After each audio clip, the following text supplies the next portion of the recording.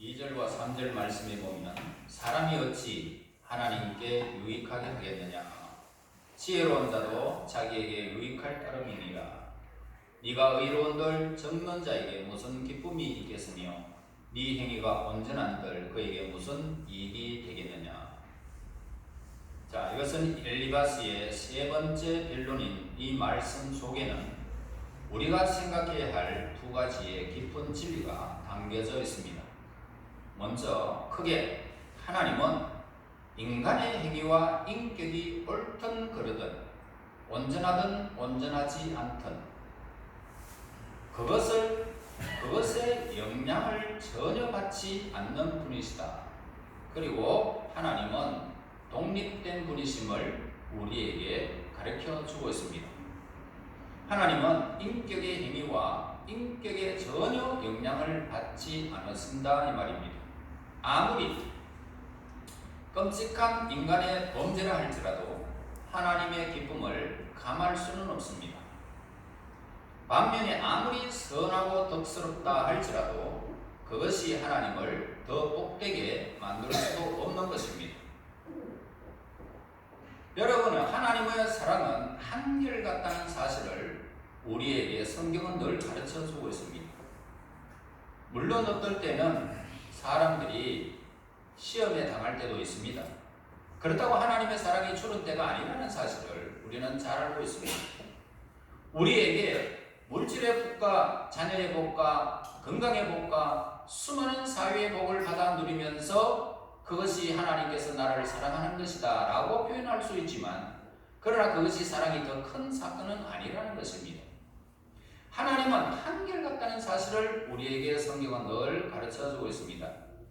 한낮의 태양 빛나는 앞에서 흔들리는 그런 촛불, 그 촛불이 전혀 태양 밝은 빛 앞에는 전혀 영향을 받지 않는 것입니다. 마찬가지로 하나님께서 천사들의 덕과 선의 영향을 전혀 받지 않으신 분이십니다.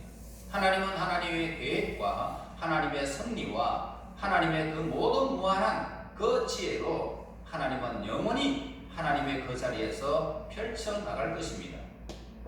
또 정오의 태양빛이 한 모금의 연기로 인하여 그렇게 흐려질 수 있을까? 전혀 아니라는 겁니다. 그러므로 하나님은 가증스러운 인간의 죄악에 전혀 영향을 받지 않으시는 분을 우리에게 성경은 가르쳐 줍니다. 그래서 하나님께서는 인간에게 경배를 받으시는 것은 그분이 부족해서가 아닙니다. 이와 같은 사실을 깨달을 때에 우리는 하나님 앞에서 어떻게 해요? 겸손해질 수밖에 없다는 사실을 우리에게 가르쳐 주고 있습니다. 이 세상에서 가장 지혜로운 사람이 뭡니까? 아무리 선하게 하나님을 섬긴다 할지라도 하나님은 그것에 좌우되지 않는 분으로 믿는 것입니다. 또한 그것을 능히 혼자 이룰 수 있는 능력을 가지신 독립적인 분이시라는 것입니다. 하나님이 인간의 행위를 규제하는 율법을 주신 것도 하나님이 인간의 협조가 아닌 것입니다. 인간의 협조를 부탁하는 것이 아니라 다만 인간의 행복을 위해서 하나님은 우리에게 율법을 주신 것입니다. 다시 말해서 하나님 앞에 11조를 해라. 그게 우리에게 율법이 되면 우리를 올감해 버립니다. 그러나 이걸 우리 하나님께서 우리에게 이렇게 하나님이 협조 좀 해라. 하나님 앞에 협조해라. 하나님 묻지 못하고 필요하겠습니까? 인간이 그걸 사랑하기 때문에 그 사랑을 버리고 내게로 향하라는 뜻이죠. 그래서 하나님은 우리에게 복을 주시기를 원하셔서 그렇게 행했던 것입니다. 인간의 행위와 인격의 영향을 받지 않는 독립적인 분이신 하나님께서는 그 행하시는 방법에 대해서 구태여 인간에게 설명할 필요가 없는 것입니다. 욥이 불평하게 된 큰 이유 중에 하나가 뭐냐면 하나님께서 아무런 설명도 없이 그에게 고난을 보내셨다라는 것이었습니다. 그러나 엘리바스는 바로 이러한 욥의 태도를 비난하고 나섰던 것입니다. 엘리바스의 말은 이렇습니다. 창조주가 자신의 행함에 대하여 그의 피조물에게 구태여 설명해야 한다고 해야 한다는 것이 얼마나 불합리한가 그런 뜻이라는 겁니다.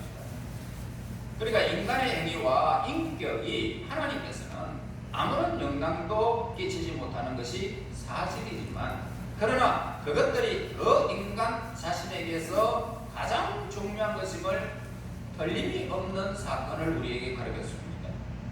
지혜로운 자도 자기에게 유익할 따름이니라. 지혜 있는 자도 자기에게 유익할 따름이라. 이 엘리바스의 말은 인간의 지혜와 경건이 최소한 그 인간 자신에게 유익을 가져다 준다는 것을 의미하고 있는 것입니다. 그 인간에게 있어서 그의 행위와 인격에 가장 중요한 부분을 차지한다는 겁니다. 그러니까 삼손의 힘, 솔로몬의 지혜, 시제의 권세, 인간의 인격과 행위에 비하면 아무것도 아니라는 것입니다. 그래 인간이 이 세상에 떠날 때 가지고 가는 것은 오직 그가 그 인격으로 그 행위로 무엇을 어떻게 살았느냐 하는 것만 남는 것입니다. 명예를 가졌느냐, 힘이 있었느냐, 권세가 모든 사람보다 뛰어난 지혜가 있었느냐, 어떤 지혜도 인간의 행위, 인간의 인격을 능가할 수가 없다 이 말입니다. 그러므로 우리 인간이 어떤 조건에 의하여 하나님께 구원받기를 바로 깨달는 것은 매우 중요합니다. 사도 바울은 영생이 하나님의 선물이다 라고 말씀하셨습니다. 정죄를 받아서 지옥에 떨어지는 것은 인간의 죄에 대한 엄분의 대가이지만은 구원은 뭡니까? 하나님께서 우리에게 거저주시는 선물이라는 것입니다. 돈으로 살 수가 없는 엄청난 값어치를 지니고 있기 때문에 인간이 받을 수 있는 환경이 아니기 때문에 어떤 조건으로도 얻을 수가 없는 것이기 때문에 하나님께서 오늘 우리에게 선물로 주신 것이라는 것입니다. 그러나 인간의 부패한 본성은 어리석기 짝이 없기 때문에 이런 사실을 인정하려고 들지 않는 것입니다. 그래서 여러분 티벳 가봤죠? 티벳 사람들 뱅글뱅글 돌을 닦는 이 자기가 이렇게 해야 신이 자기에게 복을 내리신다 이 말입니다. 하나님이 그렇게 신이 있다고 해도 그렇게 해서 만약에 얻어진다는 것은 정말 우리 인간에게 얼마나 피곤한 일입니까? 하나님은 그런 것에 영향을 받지 않으시고 하나님께서 하시고자 하시는 말씀에 순종하는 것을 원하는 것입니다. 그 인격이 그 모든 행위가 하나님을 향한 것을 하나님은 기뻐하신다는 것입니다. 그래서 영적인 문제를 가지고 하나님 앞으로 나올 때 인간은 자비를 구하는 자로서가 아니라 장사꾼 같은 자세로 사람들은 그렇게 하나님께 나오는 사람들이 많습니다. 다시 말하면 그는 구원을 받으러 온 것처럼 행동하는 것이 아니라 상업적인 거래를 하러 온 자처럼 그렇게 예배에 참석하는 사람들도 있습니다. 대부분의 사람들은 마음속에 자리 잡고 있는 이런 착각이 본문에서 비판의 대상이 되고 있는 것을 우리에게 가르쳐주는데 저 본문은 인간이 하나님께 유익한 존재가 될 수 없다는 것입니다. 또 엄밀한 의미에서 인간이 하나님의 공로를 주장할 수 없다라고 선언하는 것입니다. 공로라는 것은 뭡니까? 자신이 이룬 선을 근거로 하고 그에 상응하는 보상을 받을 수 있는 권리를 의미하는 것입니다. 인간은 하나님 앞에서 유익할 수 없음을 또 어떤 공로도 스스로 주장할 수 없음을 선언하는 본문의 의미를 좀 더 깊이 우리가 이해를 하기 위해서는 공로에 대해서 깊은 이해가 우리에게 필요한 것입니다. 자, 자기가 하나님 앞에서 공로를 주장할 수 있습니다. 또 유익한 존재다 굳게 믿고 하는 행동은 인간의 뿌리 깊은 그런 본성에서 우러나오는 것입니다. 인간의 지압된 뿌리에서 우러나오는 나는 유익한 존재다, 나는 공로를 주장할 수 있다 이런 것, 이것은 우리 인간의 재성의 뿌리 깊은 본성에서 우러나오는 것입니다. 이 두 가지 점을 생각해 볼 때 이 사실은 더 두드러지게 나타나게 되는데, 자기 자신이 또는 자기가 이룬 일을 가대평가하는 것이 인간의 본성이라는 것입니다. 이것은 우리가 언제 어디서나 흔히 경험하는 것들입니다.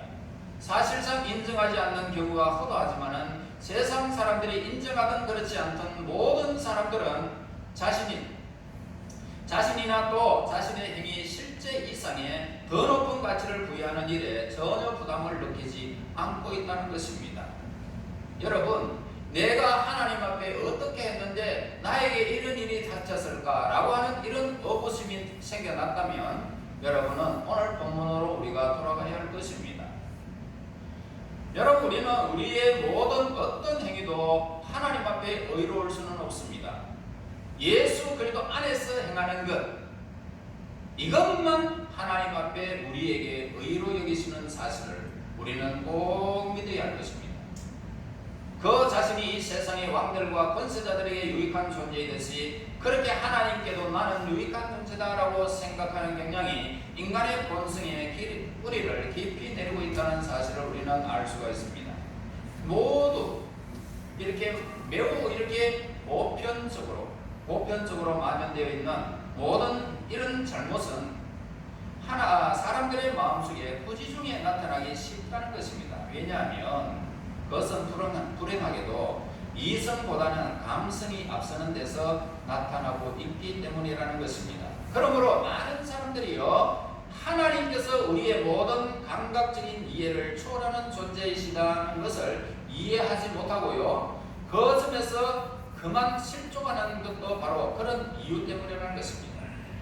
그래서 교회에 무슨 일이 일어나게 되면 내가 어떤 사람인데, 내가 교회에 어떤 일을 행했는데, 그러면서 등을 돌리는 사람들이 오늘 얼마나 많은지 모릅니다. 우리 죄악 깊은 속에서 우러나오는 죄악의 잘못된 습관이라는 사실을 우리에게 가르쳐 주는 것입니다. 그러므로 잘못된 생각 때문에 조잡하고 수준 낮은 사고를 지닌 사람들은 마치 신하가 왕에게 유익하듯이 그렇게 창조주에게도 나는 유익한 존재다라고 결론을 내기 쉽다는 사실을 우리는 알아야 합니다. 그러나 이런 생각들은 잘못되고 불합리한 것이다 라고 오늘 우리에게 지적하는 말씀이 있습니다.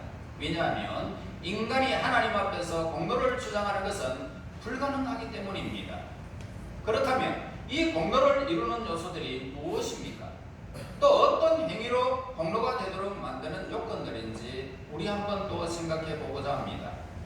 자, 먼저 공로라는 것은 뭡니까? 어떤 사람이 마땅히 행하지 않아도 될 어떤 선을 행했을 경우를 가리키고 있는 것입니다.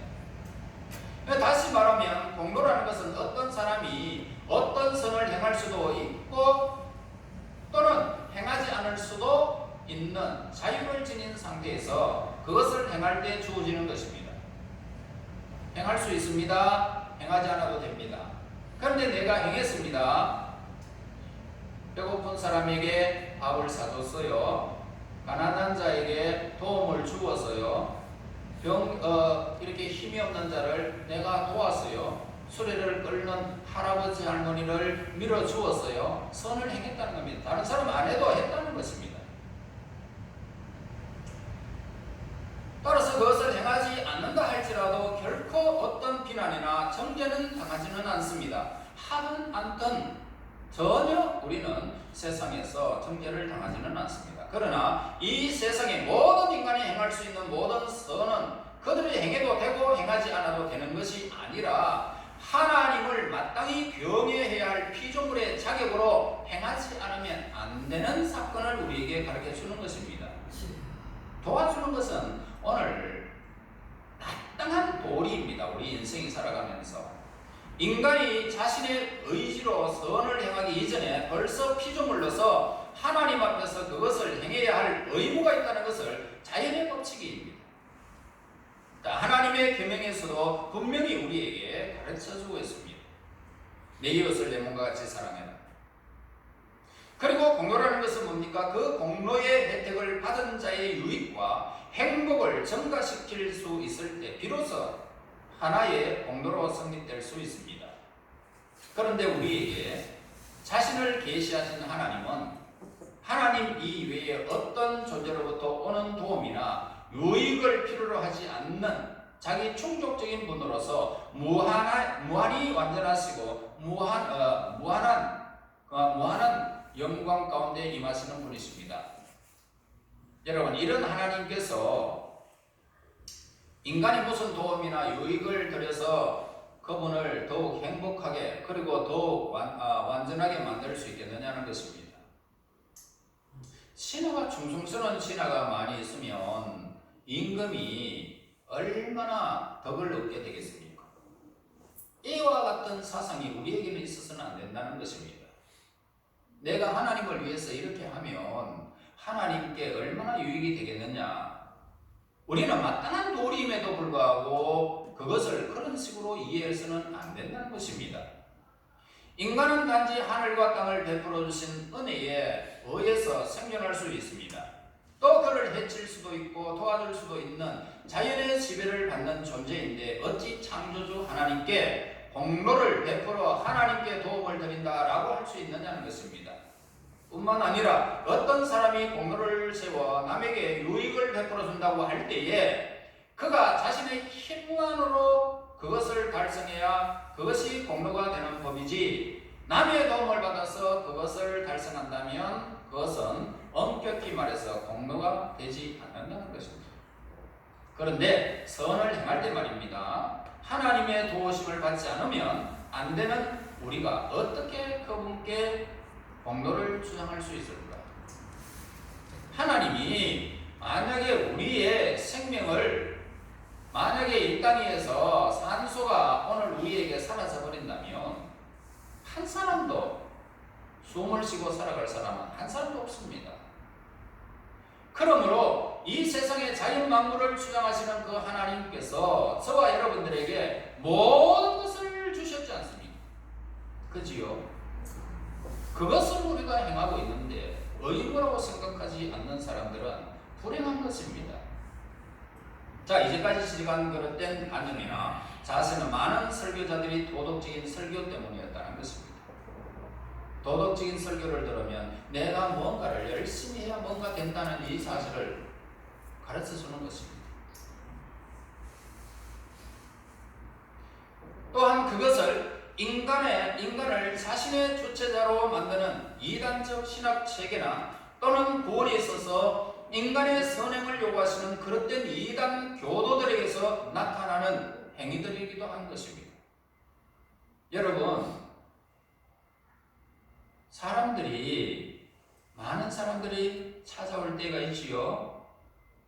여호와의 증인들 보세요. 말을 하지 않으면 꼭 우리에게 말을 시키도록 만듭니다. 왜 그럴까요? 그들은 그 공로가 있어야 14만 4천에 든다는 것입니다. 그래서 말하지 않으면 그들이 돌아가지 않아요. 거부를 한다든지 해야 돌아갑니다. 그래서 그들은 그 공로를 세우는 거예요.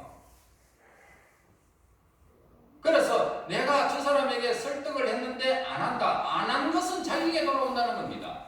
그러니까 자기가 공로를 세웠다는 거예요. 받아들이고도 공로, 받아들이지 않아도 공로라는 것입니다. 그래야 14만 4천에 들어간다는 겁니다.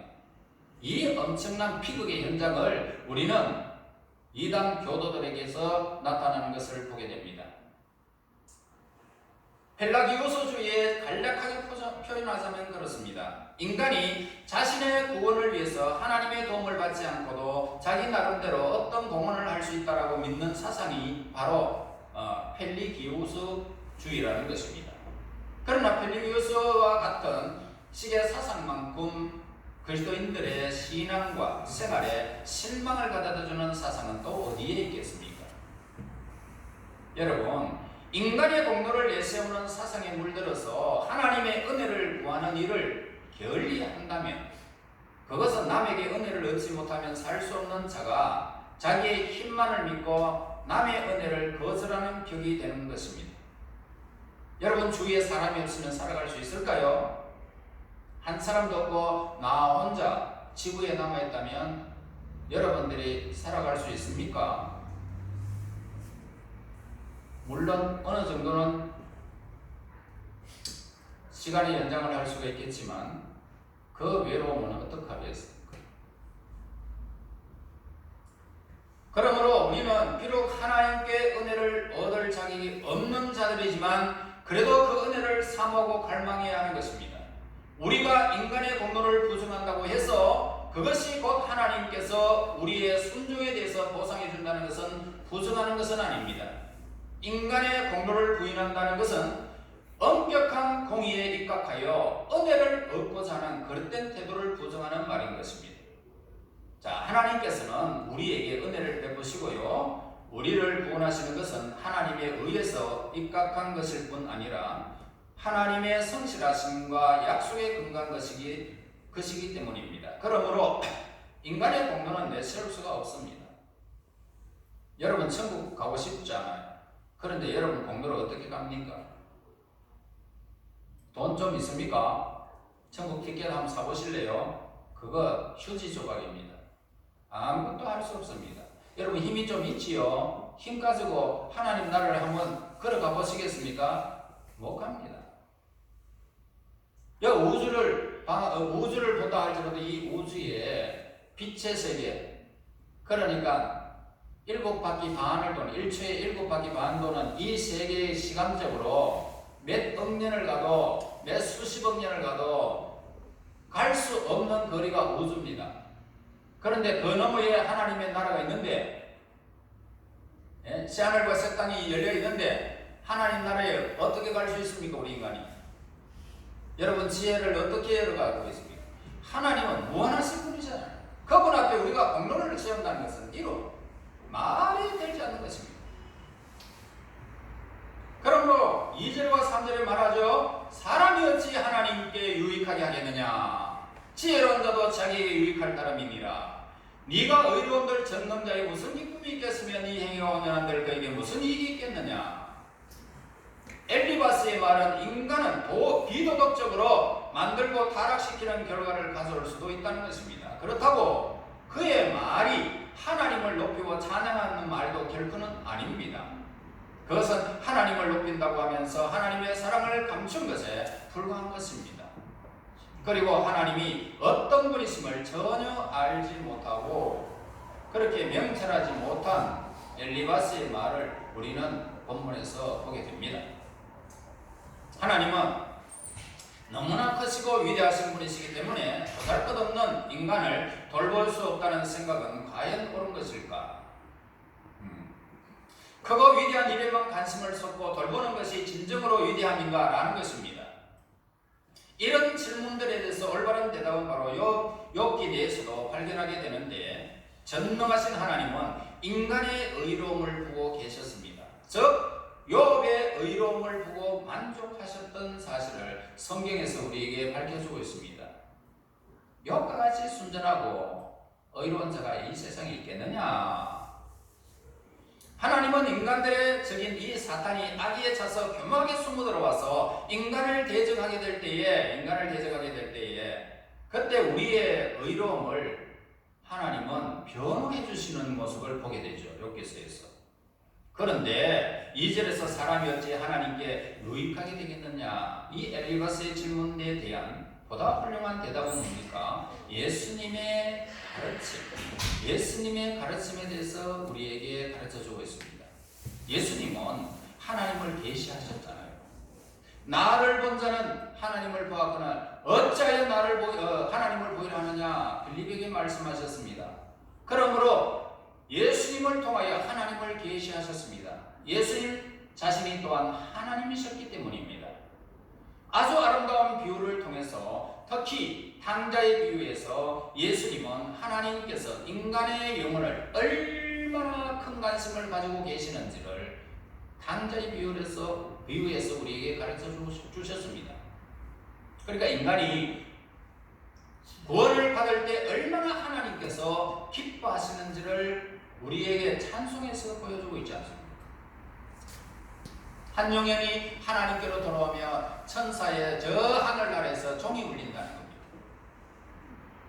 하나님께서는 그 보성을 계시하심으로써 자신의 본질을 우리에게 보여주셨다고 성경은 기록하고 있는 것을 저와 여러분 확실히 저는 성경 말씀을 믿고 있습니다. 감히 여러분 하나님의 위엄에 대해서 논할 수 있는 사람이 이 세상에 있을까요? 없습니다. 우리 인간들도 하나님의 구성에서는 무한히 친밀감을 느낄 수 있는 것입니다. 여러분 하나님이 얼마나 섬세하게 우리에게 간섭하시는지 아시고 계십니까? 그 넓고 무한하신 하나님이 우리 인간을 어떻게 그렇게 섬세하게 관리하고 계시는지 모르겠습니다. 아버지가 자식을 얼마나 사랑하는지를 익히 아는 우리는 하늘의 아버지께서도 우리를 얼마나 사랑하신지를 알고 있을 것입니다. 육신의 아버지도 우리의 행실에 따라서 기쁨이나 슬픔을 느낄 수 있는데 하물며 하늘의 아버지께서 우리의 선행에 대해서 기쁨을, 우리의 죄에 대해서 슬픔을 느끼지 않을 수는 없습니다. 그렇다고 그 사랑이 이렇게 줄었다가 넓어졌다가 그렇게 하는 것이 아니라, 그리고 우리를 사랑하시는 하나님은 우리가 하나님의 사랑에 응답하기를 간절히 바라시면서, 만일 우리가 하나님의 사랑에 무관심할 경우에 하나님은 그들을 보면서 가만히 있지는 않습니다. 예루살렘을 향하여 예수님은 눈물을 흘렸었습니다. 예루살렘아, 예루살렘아. 이 예수님의 모습은 엘리바스의 질문에 동의할 수 없음을 우리에게 말해주고 있는 것입니다. 그러나 엘리바스의 질문에 대한 가장 훌륭한 대답이 있다면 예수님의 가르침에서 보다도 바로 예수님의 전생에서 우리가 발견할 수가 있는 것입니다. 예수님의 모든 생애는 곧 하나님이 하시는 일이었다는 것입니다. 우리들은 하나님께서 인간의 영혼에 무관심하다라고 생각할 수 있을까요? 하나님은 절대로 무관심하게 그렇게 하시는 분이 아니라 어떤 일에 있어서 줄어들고 넓어지는 그런 일은 아니에요. 그런데 무관심하게 그렇게 하는 것이 아닙니다. 하나님은 세밀하게 간섭하시는 분이십니다.